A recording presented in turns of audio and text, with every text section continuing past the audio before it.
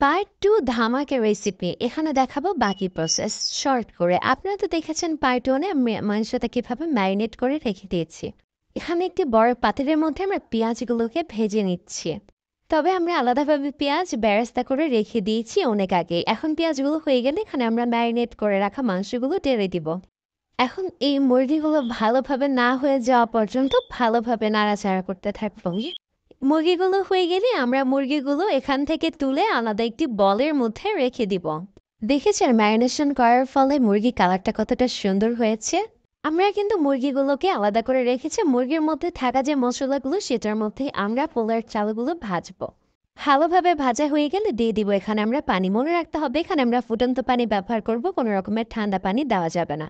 এখন ঢাকনা দিয়ে ঢেকে দিলে তৈরি হয়ে যাবে আমাদের পোলাও রেসিপি। পোলাও হয়ে গেলে উপর দিয়ে মুরগিগুলো রেখে আগের থেকে করে রাখা বেরেস্তাগুলো উপর দিয়ে ছিটিয়ে দিয়ে তৈরি হয়ে যাবে আমাদের মোরগ পোলাও রেসিপি।